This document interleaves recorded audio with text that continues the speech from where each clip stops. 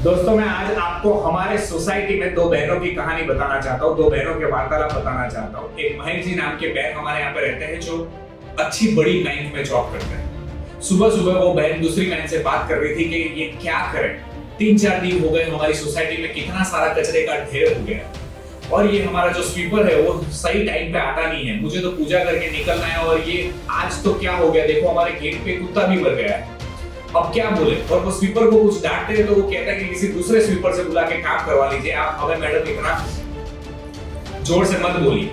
लेकिन क्या हमारी लाइफ हो गई, अब हम क्या करें। उतनी ही देर में एक डॉली नाम की 10 साल की बेटी आती है और आके जैसे ही वो खड़ी रहती है वो महेश जी कहते हैं, लो ये आ गई, इसके तेरे पापा कहाँ है, तेरे पापा कहाँ है। डॉली ने धीरे से रिप्लाई दिया, मैं आपकी सोसाइटी का कचरा निकालने के लिए आई हूँ। मेरे पापा को कल रात को अटैक आया है, मेरी मम्मी हॉस्पिटल में है, मैं अपने घर का सारा काम करके आई हूँ। मेरी दादी ने फिर भी कहा कि 3-4 दिन हो गए तो वो सोसाइटी में जाओ, उनका काम करो। 10 साल की बेटी। महेश जी ने उसे जोर से कहा, ठीक है चल फटाफट काम करते, उसमें इतना क्या बता रही। 10 साल की बेटी ने झाड़ू निकाला।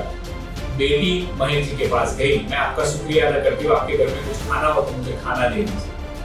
बेटी के एक हाथ में खाना था, एक हाथ में वो कुत्ते को रगड़ के भी ले जा रही थी, लेकिन उसने उस काम का पर्पस सॉल्व कर दिया। दोस्तों, क्या हम हमारी सोसाइटी में, हमारे आजू बाजू में रहते हुए हमारे लिए सबसे अच्छा काम करना है, जिसकी वजह से हम शायद तंदुरुस्त रह सकते हैं, जिसकी वजह से हमारा देश चमकता है, कहीं ना कहीं शायद हमने उनका शुक्रिया अदा करने में कमी रखी, सफाई करने की शुक्रिया अदा करने में कमी रखी हो। तो मैं आज इस वीडियो के माध्यम से मैसेज देना चाहता हूँ कि अगर हम आज ये मुहिम उठाए और हमारे सफाई कर्मी की दिल से तारीफ करें, उसको थैंक यू करें, उसे चप्पी दे या उसे कोई गिफ्ट ला के, क्या हालत होती है वो बेटे और बेटियों की जिनके पापा को रात को अटैक आता है, सुबह उनका भविष्य पता नहीं होता।